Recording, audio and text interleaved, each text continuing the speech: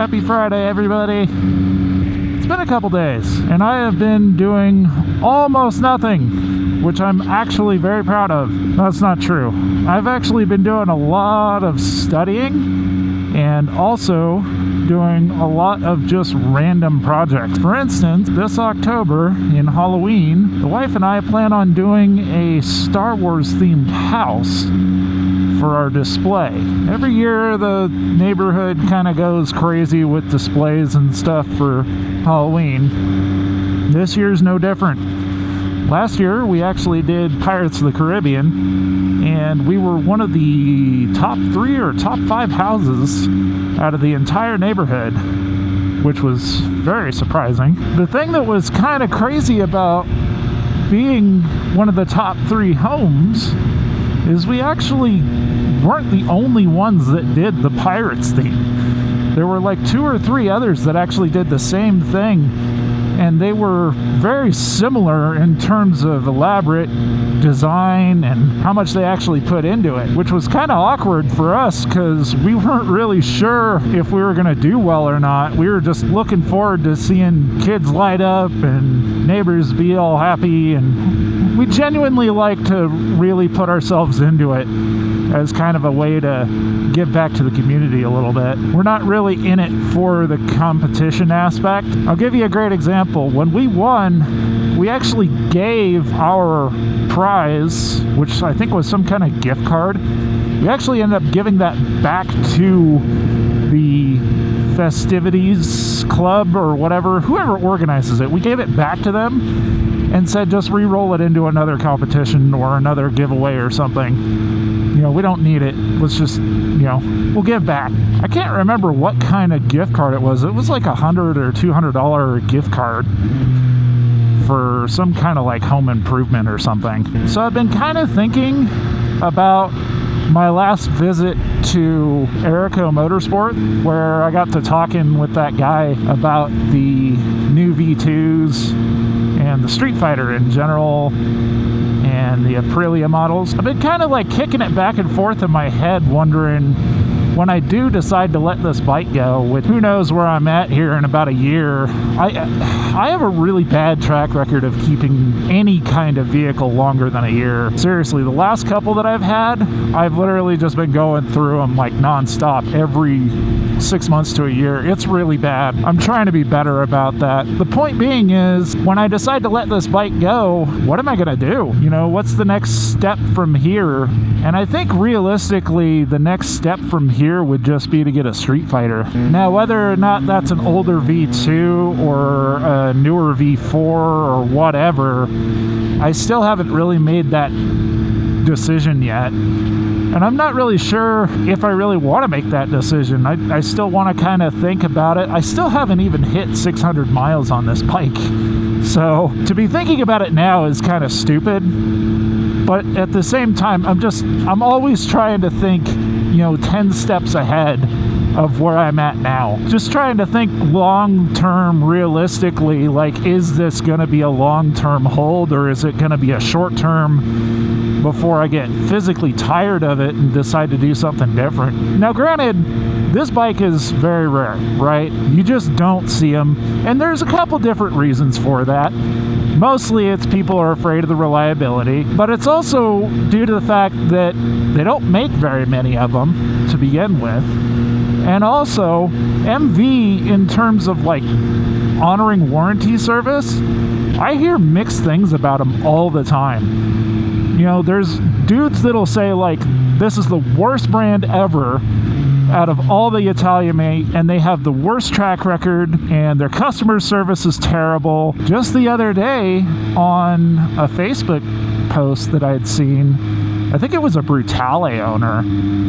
I don't know if he was a Brutale 800 or not, but he was saying that he's never coming back. MV's terrible. Their customer service is crap. Blah, blah, blah. I gotta be honest, depending upon where you are and what dealership you're dealing with, almost every brand is gonna have that. It doesn't matter. Now, granted, yes, MV definitely has issues when it comes to parts, servicing, and availability of parts. But again, that largely stems from the fact that they only make a handful of motorcycles every year. They don't make a ton of bikes. So to say that it is uniquely an MV problem is just disingenuous. It's not fair to them at all. And I mean, mind you, my experience with this bike is very limited right now. I don't know any better. I haven't had it that long. Who knows? Here at about 1,500 miles, it could blow up on me. I don't know. I hope it doesn't. But again, everything is always a question mark, right? Everything is always a question mark.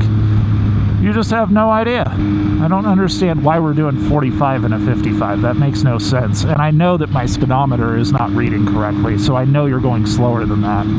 If I had my phone up right now, I could literally guarantee you this dude is probably doing somewhere in the 30 mile an hour range. I could just tell by the way this feels. It's not accurate. It's not good. So back to Ducati. I really don't want to go for a Panigale regardless of a V2 or a V4, and regardless of it being a Super Quadro or a new one. The reason being is because that bike just genuinely is not a good fit for me, especially if I'm trying to look at something that's more of a naked, hyper naked.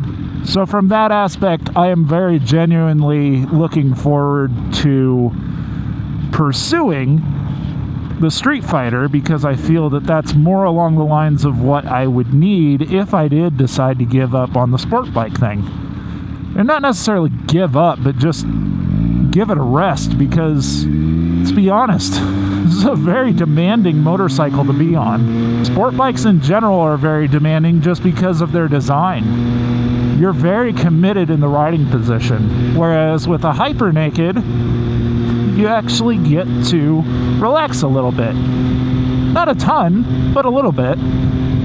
The handlebars definitely make a huge difference there. Now, I did consider the Brutale 1000, and I'll tell you the only reason I don't want to do one of those is primarily due to the fact that I'm not a huge fan of it.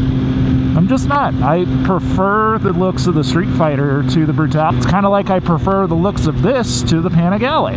Now, don't get me wrong, the older Panigales are gorgeous, but the new Panigale, nah, this bike's got it. The big question mark, though, comes in V4 or V2. The V4, that's a wild animal. Absolutely wild animal with over 200 horsepower on tap. Whereas the V2, if you went into the Super Quadro, it's gonna have about 155-ish, I think, horsepower out of the twin, but it doesn't have the torque of the newer generation engine. So there's a trade-off there for sure.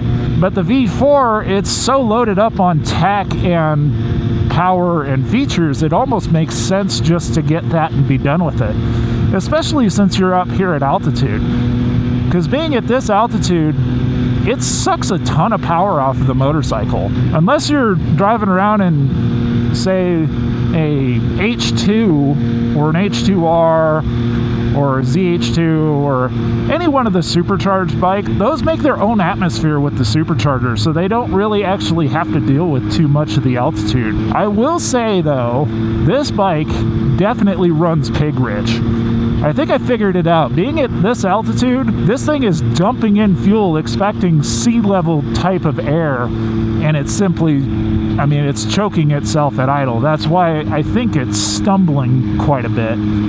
Sorry about that. I kind of had a thought in my head that I was trying to complete, and I totally friggin' spaced it. Just got done hanging out at a Sonic meet here for Friday night. Wasn't too bad of a turnout. I ended up talking with a couple people for a little while. Lots of bikes showed up tonight, that's for sure. Everybody's trying to get in as much riding time as they can before the frickin' season changes on us, and it gets objectively colder and just less comfortable. I don't really know what I was talking about before, but I'm sure it had something to do with the Street Fighter V4, so hopefully I finished that thought. If I didn't, oh well. Maybe we'll re-attack it again some other time, because like I said, I'm not really in the position or in the headspace to even be thinking about it yet. So I had an interesting discussion with one of the guys that showed up there. He actually was just talking about how he wants to upgrade to a fully faired bike from a Z900 that he was riding on. The crazy part is he's only had the Z900 for maybe like 6 months at the most, but he already wants to get rid of it because he said it's terrible on the highway. I get where he's coming from with that, because I used to ride a naked bike back in the day, so I understand where he's coming from. But at the same time, if he's literally just getting off of a naked bike for the highway speed protection from the wind, honestly, I think he's going to be a little disappointed, just because unless you really tuck in on a sport bike all the time on the highway, you're really not gaining that much of a benefit from having all those fairings. Now, if like you're on a fully faired cruiser or an adventure bike, yeah, I could totally see it, because then you can just like chill. But again, unless you're tucked in on a sport bike, you're not gaining all the benefits of that wind protection. You gain some of it, because it'll throw most of the wind up above you, even in like this position that I'm in now, but not all of it. I mean, to really get all of it, I gotta be like down here. But the thing that he was complaining about was just high-speed wind interference on the Z900. And he's already talking about upgrading to an RSV4. Like, dude, that is a hell of an upgrade from a Z900, especially if it's only your first bike and you're on a Z900 already. Like, upgrading to an RSV4 as your second bike right out of the gate after only like 6 months of riding is wild as hell to me. I don't know, maybe I come from a different time when people weren't as willing to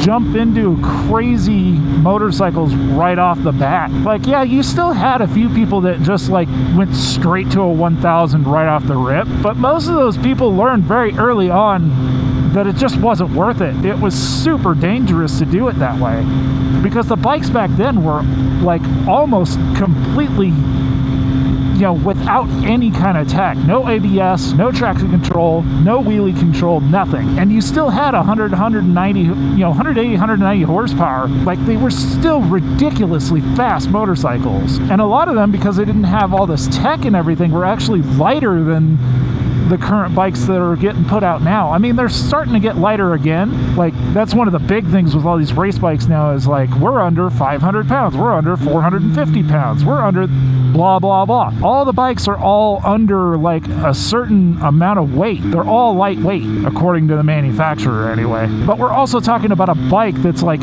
450 pounds, 500 pounds, whatever it is, soaking wet, with over 200 horsepower. And if you shut off all the stability and traction and wheelie and ABS and all that stuff, and you literally just ride it with no aids enabled, you're essentially going backwards to like the days when everybody was scared shitless riding 1000 until they actually learned to control it.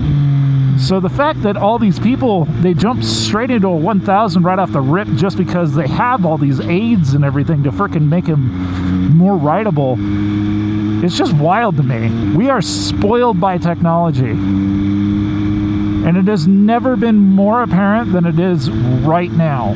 I'll give you a great example. This bike has more aids and features on it than any other bike that I've ever owned. And I gotta be honest, I don't think I've ever seen them actually activate once. And that's primarily due to the fact that I don't beat the shit out of my bike. And as a result, I don't have all my aids and stability and ABS and all the controls and everything always activating on me. It's weird how that works. It's almost like if you respect the motorcycle and you ride it like you have your head screwed on somewhat straight, you won't run into any problem. It's not a particularly difficult thing to do, but again, some of these people are so ham-fisted when it comes to controlling stuff, and they're just not prepared for what they're actually doing. You see it all the time. There's plenty of videos online of all these riders that literally will fly into a corner thinking like, oh, I got this, but they're target fixating and end up running off the road anyway. And they all do it with bikes that have way too much power. See, I know for a fact if I was getting into the ABS on this bike, I'd be feeling pulsing through either the brake pedal in the rear or through the lever in the front. Have I experienced that? Not once. Seriously, not even once. I am so far away from the limits of this bike, and I don't even have the brakes in race mode. They're just in sport mode. But it brings up an interesting point, right? Going back to going to a 1000cc motorcycle or a V4 for me. If you think about it, going up to a bike like that, if I'm not really pushing this thing to its absolute limit, am I really gaining anything by going up to a bike like that? Yes and no. Now here's my reasoning. If you get into a motorcycle that is way more capable than you are as a rider, yes, you may get into that stage of fear where you're pushing the bike just that little bit harder every single time you go and ride to try and find where your comfort levels are. If you get into a motorcycle that you continually are just pushing the limits with, eventually you're going to get to the point where you're at that limit of what you're capable of on that motorcycle, and then you start making really dumb decisions, really risky maneuvers too. Whereas if you get a bike that you're just not completely out of your depth with, but you're stepping up to a pretty serious upgrade.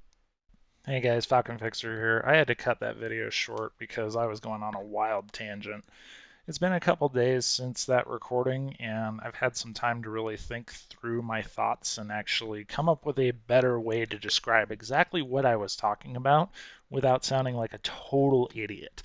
So, to start with, this is where this guy is at right now, right? So, my example person that I was talking about, he's got a Cowie Z900. My guess is probably in the 2020 range just based on what I looked at, but then again, they really haven't updated this motorcycle until recently, and I know that it's not the brand new one. But that being said, it's still 123 horse, 73 torque, 460 pound middleweight naked bike. He wants to jump to a straight up RSV4. What do we know about the RSV4? Well, the RSV4, it's a powerful bike, right? We're talking, it's up in the class with the Panigale V4, it's up with Gixxer 1000s, it's up with hyper super sport bikes in the leader plus category. It's a lot of bike, especially if all you're wanting to do is jump from a naked bike over to something with some wind protection, and you've got 6 months of experience. 6 months of street riding experience, and you're already on a bike that has 123 horses and 73 foot-pounds of torque and weighs just shy of 470 pounds wet. That's insane. You're doubling your horsepower, dropping 50 pounds of weight essentially, if not more, and more or less keeping the same kind of torque but shifting the power band. That's crazy. Now, if you look at how I started, this is where I started at. My R1150R, 85 horse, 72 foot-pounds of torque, 525 pound bike wet. It was a big bitch. It was heavy. But it had the torque, it had the guts. It was a fun bike. And I think this thing maxed out at 120 miles an hour, and that was gear limited because it was shaft drive. That's probably a good thing given the fact that it is a naked bike. Arguably, somewhat similar to the Z900, granted also a hell of a lot less power in the upper horsepower range, and it's still a lot heavier bike. That being said, when I stepped up to a Gixxer 750, I hated this thing. Absolutely hated it. And the reason being is because it was a terrible street bike. This is really meant for the track, much like my F3R is, but I'll come to this here in a minute because the stats don't say everything. The problem with the Gixxer 750, especially given the fact that it was a 2011, and granted, they really haven't updated this thing in years, other than the fact that it's actually dropped like another 25 5 horsepower or something like that because of Euro 5. It's a very serious motorcycle that's not really meant to be used on the road. This thing really should live on a track or canyon roads or things like that. There's no reason to be riding this anywhere in the city. If you're riding it on the highway, I guess I can see it for certain people, but it's so stiff and so uncompromising, especially for a guy my size that's 6'3". I was folded up like an origami piece on this thing. It's just not comfortable at all. It gets stupid hot, especially when you're going stoplight to stoplight. Even with engine ice swapped out into the radiator and the cooling system, it was still smoking hot. This is a terrible street bike. But I figured that out after about a year and a half worth of owning it. I tried to give it a few upgrades to try and make it more livable, but at the end of the day, starting with this as a street use vehicle primarily, not at all worth it. It was terrible. Now you compare that experience, because mind you, I got real familiar with the power band on this bike pretty quickly, especially in A mode. It's a lot of bike. It takes off on you. I mean, the power band on this, I would argue, is a hell of a lot more intense than something like the Z900. That said, though, my F3R, by comparison, is a much more civilized motorcycle. It's got a lot of tech that helps it, obviously, but the positioning on this bike is a hell of a lot more friendly, especially for my size. When I sit on this bike, I'm very comfortable. It's very rare that I feel any kind of fatigue in my wrists or anything like that.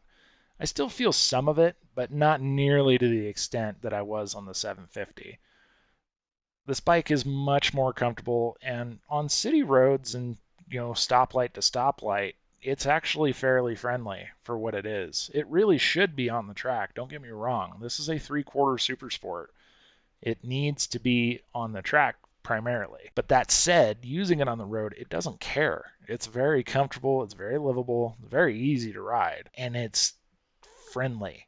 It has the creature comforts that you don't feel like you're trying to make something that it's not meant for do something that it's not meant for, if that makes sense. You're not walking a pit bull into, I don't know, a kitten shelter without a leash. You're walking a dachshund in there, which actually would be kind of funny to watch. Anyway, I'm getting sidetracked. The point being is my progression, I knew coming from this after riding this on the street for about 3 to 5 years to this, I knew that this bike was just overkill for what I was trying to do, what I was trying to find, what I was trying to enjoy it for. It's not meant for the road. It really isn't. This arguably is not meant for the road, but it does road work a hell of a lot better than this ever did. By a long way. I will defend the F3R until the day that I die and then some. Seriously, it's that good. It reminds me so much of the old Triumph Daytona 675 before Triumph started fiddling with all of their bikes and making them worse. The 675 back in that time, probably around the same year group, that bike used to want to fall into corners, but it was so civilized, even at stoplights. It was very comfortable, very easy to ride around town. And I really think the F3R is very similar in that sense. Yeah, they belong to the same category, but they are completely different motorcycles. They don't ride the same at all. And this isn't a ding against Suzuki. I think they make some great bikes. It's not at all a ding against their quality either, because it's a well put together machine. It's just designed completely differently. Whereas the F3R is designed with the idea that, hey, maybe this thing might not see permanent track use all the time. And I think it really speaks to Italian designers, especially the guys out there in Varese. They know what they're doing when they're putting bikes together. I applaud MV for that. Now, if we could just get their damn service and warranty shit like on the same level, that would be fantastic. But I digress. So, for this guy, who wants to jump basically from this to something like this, dumping like 50 freaking pounds off of his already somewhat light middleweight naked and adding another, I don't know, 80 horsepower basically with fairings. Because obviously I don't have the Panigale or the RSV4 stats in front of me, but I'm fairly certain the factory RSV4 is like close to 220 horsepower. So to jump another 100 horsepower over what he's already got with 6 months of riding experience is absolutely insane. I spent 3 to 5 years on this bike before I even bumped to this, and then I spent another year and a half with this bike before I got rid of it and got this. Now, mind you, I haven't had this bike long either, but I'm also coming to that conclusion with this bike as well that it might be better served for me to get back into a naked, something more similar to this, simply because this really, it belongs at the track. It really does. It does city riding well, and it does highway riding really well, but it still isn't meant for it. It can do the meet and greet off leash with kittens. It just doesn't really care to, if that makes sense. Now, that said, with the rider skill aspect, the amount of time that I have spent on street bikes, not to mention all the other ones that I've ridden over the years, either from dealer test rides or friends throwing me the keys, including some old ones. We're talking like Buell Lightnings and Harley Davidson night rods with the Porsche designed engine. You know, we're talking like some fairly serious bikes that I've ridden over the years. I mean, hell, I've swung a leg over a really old school. We're talking like 2008, 2009 R6, back when it used to look like a pissed off wasp. I've had a lot of time on street bikes, so I know what I'm comfortable with and what I'm not comfortable with in terms of power and positioning and so on and so forth. So for me to jump from something like what I have now to this is not that big of a stretch, honestly. It's really not a huge jump. Yeah, it's another 60 horsepower and another, I don't know, 20 foot-pounds of torque with about, call it 8 pounds less weight. I mean, yeah, it's still a pretty significant jump, but given my experience, I know how to handle something like this. It's not completely like jumping from this straight to that. That's more or less what I equate this jumping to the RSV4 is like. That's overkill.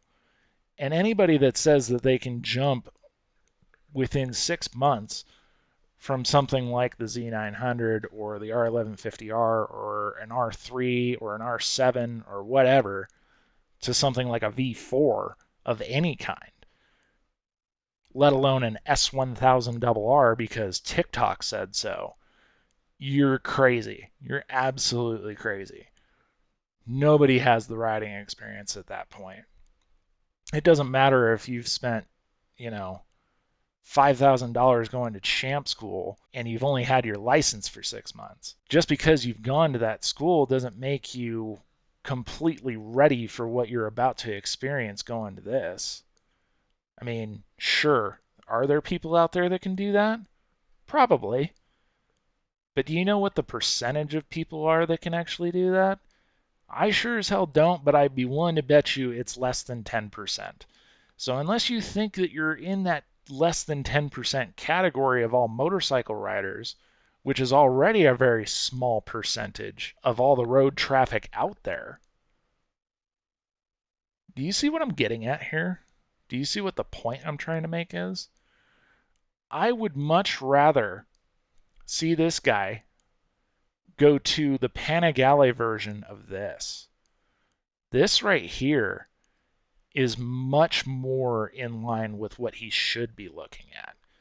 If he's going to the full fairing version of this, so for instance, in the Aprilia market, the RS660, That's much more what he should be looking at in terms of his experience level.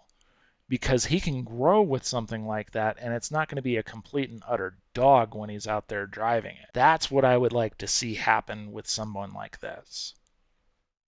And for most people, this might actually be a little overkill, but it's still a good starting point compared to jumping to something like this. Anybody that jumps straight to a 200 horsepower motorcycle, shit, even a 175 horsepower motorcycle like the Tuono V4, that's just crazy. And I will never recommend that to anyone with less than 2 years of experience. I mean, if you've got a year, year and a half, and you feel like you can step up from what you've got, say you're in this category right now or something similar, yeah, absolutely. Jump into this. Jump into this. Well, maybe not this because this thing fucking sucks, but somewhere in this range. Or hell, even this range. This is where you should be looking with that kind of experience, not here. I've got a buddy of mine that jumped straight from an R7 to an S1000RR. And first thing I said to him, be fucking careful. It's insane to even think that that's remotely an acceptable bike coming from an R7 of all things. It's another 200 horsepower liter bike. I get that you have the selectable modes to turn the power down, but he bought one that's already tuned and modified. That's insane. Seriously, no one needs to be doing that. No one needs to be listening to Instagram influencers, YouTube influencers, or any of that nonsense telling them, oh yeah, you can handle that. You can't. It's too much bike. Shit, I know more people that have actually jumped off of leader bikes back down to something like this in this category than I have people jumping from where I'm at up to this. It makes no sense to do that. You're skipping a whole tier of motorcycle where you can learn and actually progress as a rider and become more comfortable and more experienced. I will never ever recommend that to anybody coming from something like this or something like this right to here with no experience. Because 6 months, I don't care how long you've been riding, how many miles you've put down, you're not there yet. You might think you are, but you are in for a rude awakening when you do. Seriously, it's going to be earth-shattering. So I hope you enjoyed that. I hope this made sense, and I hope most of you agree with me. It's not every day that I try to break something like this down and actually try to explain what I'm trying to say in more succinct detail, but I felt strongly about this enough that I needed to stop and actually talk about it, because I want to make sure that people that are following me and listening to me, regardless of how many of people there are, because obviously I've only got 42 subscribers at this point, but regardless, I still want to make sure that people are being safe. I don't give a damn what any of these other influencers are saying. It's not worth it to look cool on Instagram. It isn't. Because the one time that you actually feel like you actually have to use your skills to frickin' save yourself, you're going to be in for a rude awakening because you're overkill in the machine that you're riding and you're not totally comfortable with. You got to build a bond with the machine that you're riding, because it helps not only you as a rider grow, but it helps build your confidence moving forward into other machines. Anyway, this has been fun. I hope you agree with me. If you don't, leave a comment, or even if you do agree with me, leave a comment. But I hope this made sense, and I will catch you guys in the next.